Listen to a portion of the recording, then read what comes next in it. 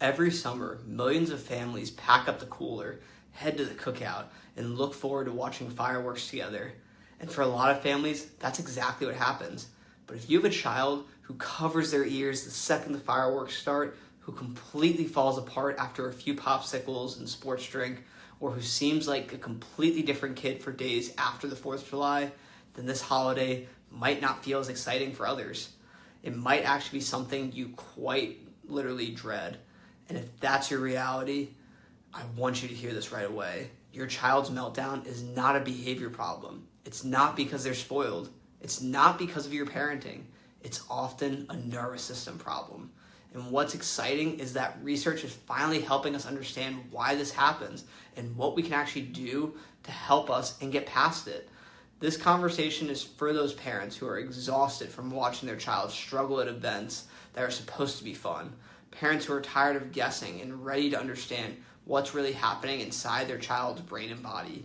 Every summer, we hear the exact same story. A family comes in after the 4th of July and says, the day started out feeling great, and then everything just fell apart. The kids had some popsicles, maybe a sports drink, or some candy at the cookout. Then came the fireworks. Within minutes, their child was screaming in an extremely overwhelmed, oversensitized state, inconsolable, and then sleep was disrupted for so many days after. Most parents assume one thing caused it, but what we often explain is that nothing actually went exactly wrong. Instead, two major stressors hit the system at the right time.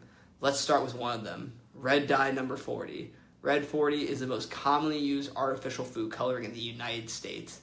And once you start looking for it, you realize it's everywhere during the summer. Popsicles, sports drinks, fruit snacks, candy, flavored yogurt, even ketchup. Now, many people think these dyes simply give little kids a sugar rush. But the problem is most science suggests that there's a lot much more going on.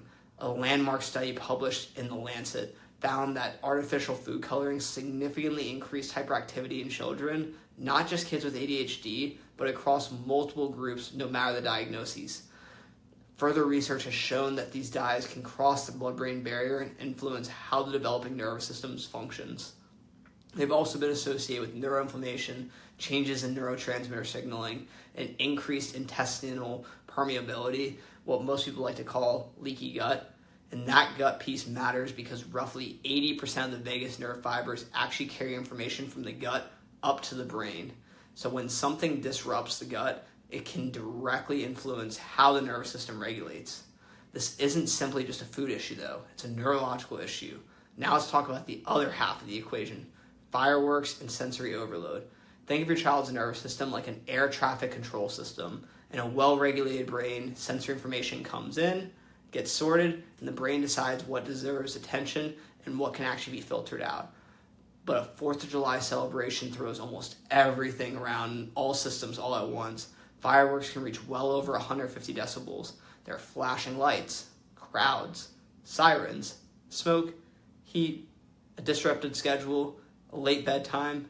If the nervous system is already struggling to regulate, all that input creates a neurological traffic jam.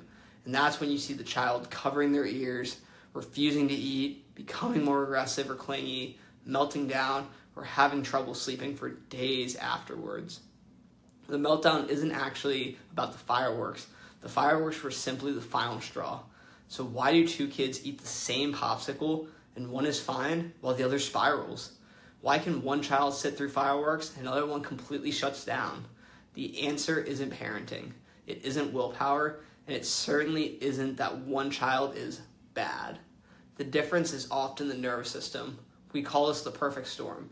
Stress during pregnancy, birth interventions or birth trauma, early antibiotic use, chronic ear infections, colic, reflux, environmental toxins. Each of these layers adds stress to the nervous system and can create what we call subluxation, which is a fancy word that means nerve interference that reduces the body's ability to adapt. Over time, this can lead to dysautonomia, where the sympathetic gas pedal side is stuck on and the parasympathetic brake pedal can't keep up. That means your child has fewer neurological reserves to handle the exact same experiences other children seem to manage with ease. And this is why the 4th of July can become such a perfect storm. You have the chemical stress from artificial dyes hitting the gut-brain connection. Then you add sensory overload hitting the brain system, nervous system, and the brain stem. And that's what then causes both stressors to target the same system. Together, they create an effect that's much greater than either one alone. This is why so many parents say, my child was a completely different kid for the next 3 days. The nervous system isn't just recovering from one difficult moment, it's recovering from a major neurological overload. Now, there are certainly things families can do in the short term.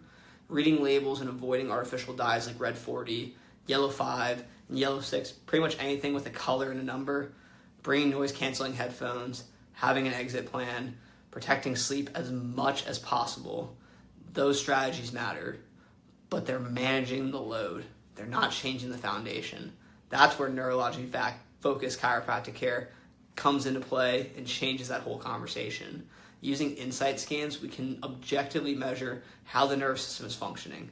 Heart rate variability helps us understand the adaptability. Surface EMG measures stress and tension patterns. Thermal scans show us where the autonomic nervous system may be struggling. Instead of guessing, we can actually see where the nervous system is stuck in stress mode and where the vagus nerve function may not be working to its full extent.